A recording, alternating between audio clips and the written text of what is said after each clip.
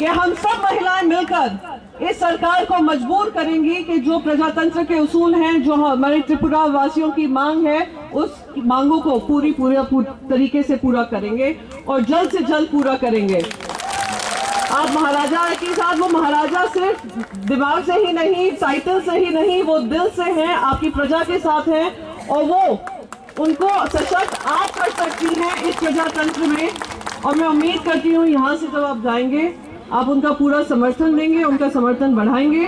और ऐसी समय इतने लोग शहीद हो जाते हैं लखीमपुर खीरी में, उनके ऊपर गाड़ी चला दी जाती है, किसी तरह की कार्रवाई नहीं होती है, मंत्री अपनी जगह पर बैठे रहते हैं। ये अहंकार का नशा नहीं है, सत्ता का नशा नहीं है, तो लेकिन एक सवाल लास्ट है, लास्ट है, लास्ट हाँ लास्ट।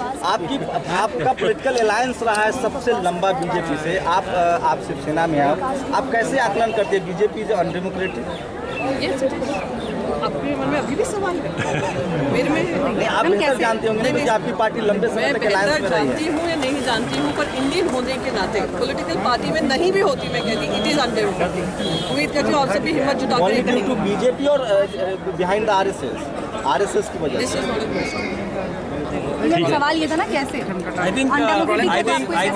अभी आपने 2 मिनट पहले सवाल मुझसे पूछा था ना, 2 मिनट पहले आपने मुझसे सवाल पूछा था ना बहन कि डिबेट के बगैर पास हो जाता है बिल, डिबेट के बगैर रिपील हो जाता है बहन। वो तो इसके लिए विपक्ष को जिम्मेदार ठहरा रहे हैं। नहीं, विपक्ष को कौन डिसाइड करता है? डिस्कशन कौन करेगा? कौन करता है? स्पीकर ने तो कहा है। टाइम नहीं दिया। टाइम हमें जब रिपील हो रहा था हमने कहा डिस्कशन होना चाहिए, हमें समय नहीं दिया गया।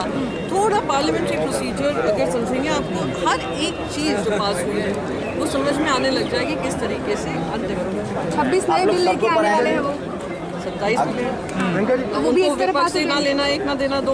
उन्होंने तो डिसाइड कर लिया विपक्ष की आवाज़ बंद करनी है, पर हम विपक्ष होने के नाते हम आवाज़ अगर संसद में नहीं बोलने दिया जाता तो क्या आप सड़कों पर आएंगे?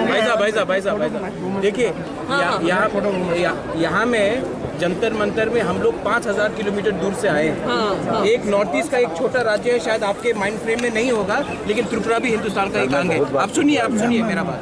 हम यहाँ में त्रिपुरालैंड के बारे में बोलने आए, आपने एक सवाल भी नहीं पूछा है, आप सुन लीजिए।